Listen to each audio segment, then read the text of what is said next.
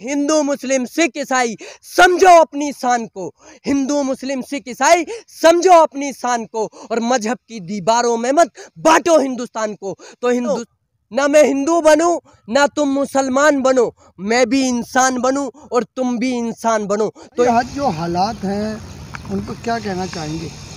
आप हर मुद्दे पर बोलते हैं और आज जो हालात दिल्ली के हो रहे हैं उस पर क्या कहेंगे? भारत के अंदर जो आज हालात पैदा कर दिए हैं, हर एक स्टेट के अंदर देख लीजिए आप, तो यही चीज़ है कि एक शोभा यात्रा का नाम दे दिया जाता है और वहाँ पर जो गुंडे हैं, जो मवाली हैं, वो तलवार लेके जाएंगे, हथियार लेके जाएंगे, डंडे लेकर जाएंगे और जाकर बस्तियों में मतलब यह है कि गाली गलौज करेंगे, और उसका अगर कोई विरोध करता है तो उनको आतंकवादी बता दिया जाता है। ये पूरा माहौल बिगाड़ने की जो बात चल रही है, ये देश के अंदर जो सरकार है, जो आज बीजेपी सत्ता के अंदर बैठी है, केंद्र के अंदर बैठी है, ये उसकी ढील है। उसके इशारे पे पूरे देश के अंदर आग लगाई जा रही है, बस्तियों को जलाया जा रहा है, जो नफरत का जहर है वो घोला जा रहा है।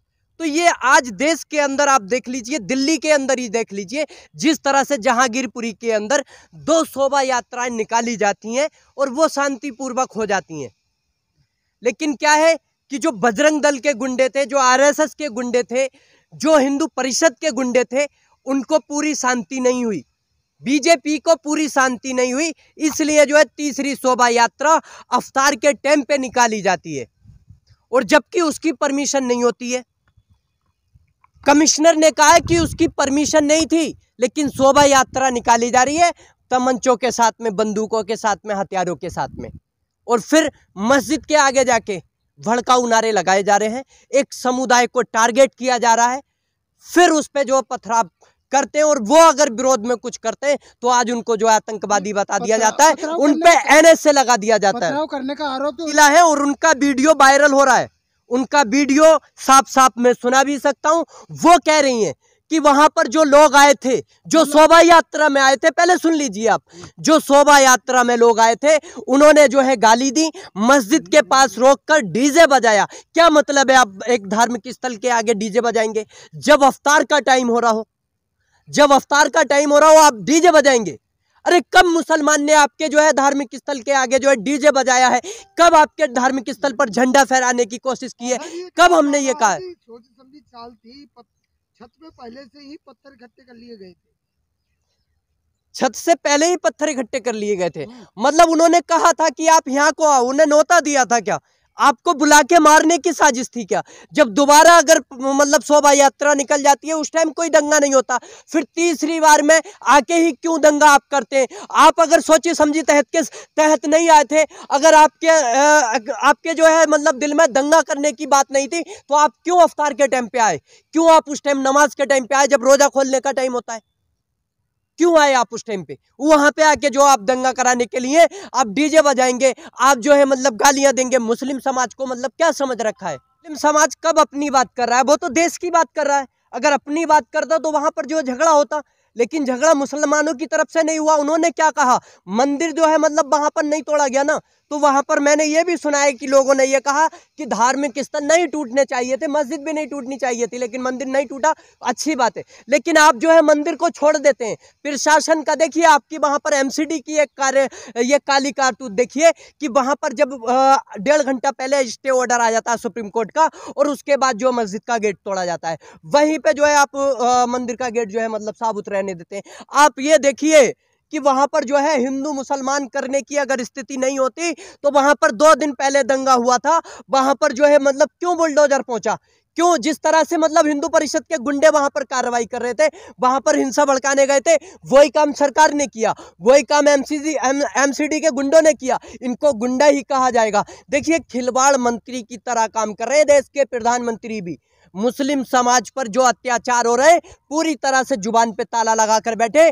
जो प्रधानमंत्री आप जो है स्टेज के ऊपर खड़े होकर कहते थे कि कपड़ों से पहचान सकते हैं, अगर कपड़ों से पहचानने की बात करते थे, आज वो कलर से पहचानने की बात क्यों नहीं कर रहे?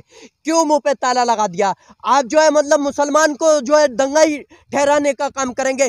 आपकी सोच ने ये जो है गंदी राजनीति स्टार्ट की है। एक देश का प्रधानमंत्री अगर इतनी घटिया सोच रखता है, अगर इतनी छोटी सोच रखता है, तो उसको डूब के मर जाना चाहिए, शर्म आनी चाहिए। उस प्रधानमंत्री ने, देश के प्रधानमंत्री ने इस सोच को जन्म दिया है जो आज देश के अंदर आग जलकर जो है नफरत पैदा कर रही है, दिलों के अंदर जहल घोरने का काम कर रही है। ये नफरत सरकार की जिम्मेदारी होती है। और जो यहाँ पर देश के अंदर आप देखिए संविधान का क्या राइट है, उसमें अगर 5 साल से ज्यादा लोग रह रहे हैं तो उनका अधिकार होता है। 5 साल तक क्यों उनकी जांच पड़ताल नहीं हुई? अगर वो देश के अंदर रह रहे, 14 के अंदर, सन 2014 के अंदर देश के प्रधानमंत्री का बयान था और वादा था, उन्होंने कहा था जहां झुग्गी वही मकान। तो झुग्गी वाले लोग कौन थे? वही तो थे। आज झुग्गी वाले लोगों को छोड़ो, मकानों को तोड़ा जा रहा है। आप कौन से संविधान के तहत, किस कानून के तहत आपने जो मकानों को तोड़ा? कौन से ऑर्डर लेके गए थे आप? कौन सा आपने अल्टीमेटम दिया था?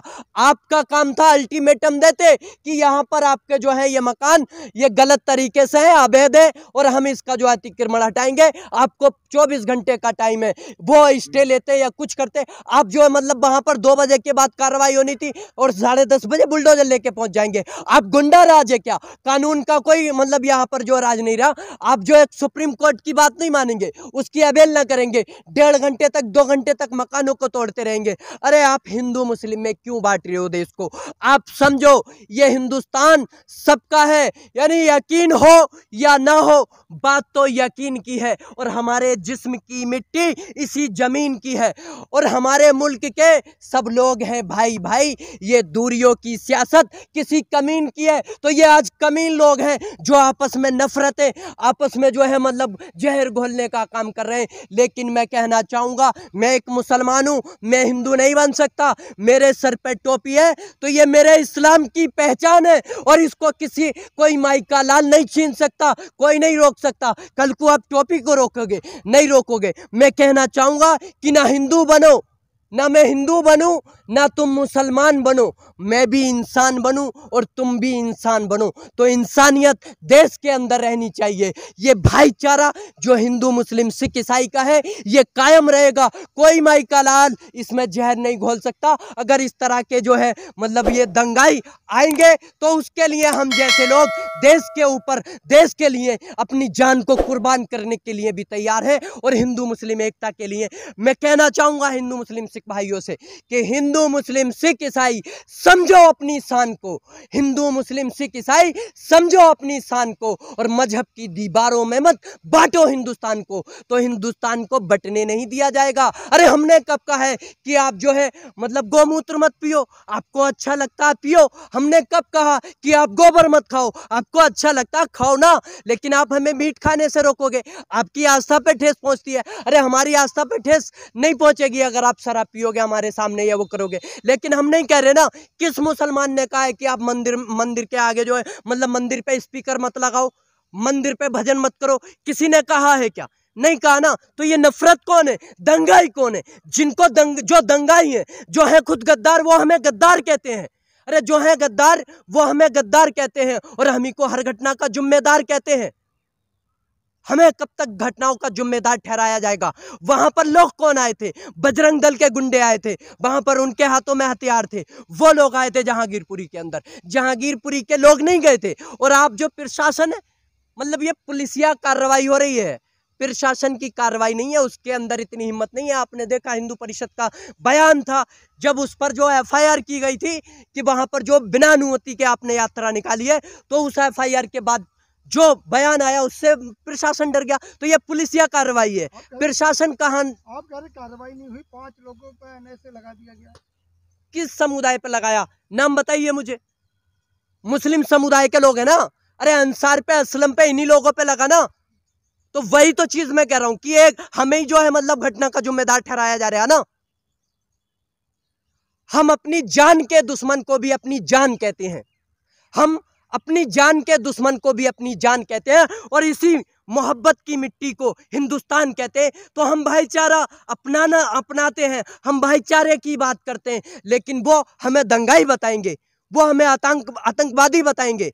अरे ये जो मेरा मजहब जो है, मेरा मजहब दीन जो है, मेरा इस्लाम जो है, एक भाईचारे का पैगाम देता है और उसी भाईचारे को लेकर मैं देश के अंदर हर एक मुद्दे पे बात रखता हूँ। तो मैं इंसानियत की बात करता हूँ। मैंने कब कहा? मैं कहता हूँ कि या खुदा मेरे मुल्क को ऐसा निजाम दे, या खुदा मेरे मुल्क को ऐसा निजाम दे, मुल्ला बजाए घंटी और पंडित अजान दे, और कुछ मैं भी बनूं इंसान, कुछ तू भी बन इंसान। मैं पढ़ लूँ तेरी गीता, तू पढ़ ले मेरा कुरान। यही तो मोहब्बत है, यही तो भाईचारा है, यही तो हिंदुस्तान है, यही तो भारत की जो है ये खूबसूरती है, जो इसको सोने की चिड़िया कहा जाता था। लेकिन आज इन दंगाइयों ने, इन बीजेपी वालों ने, इन बजरंग दल वालों ने, इन आरएसएस वालों ने आज देश को नफरत की आग में झोंक दिया है साहब।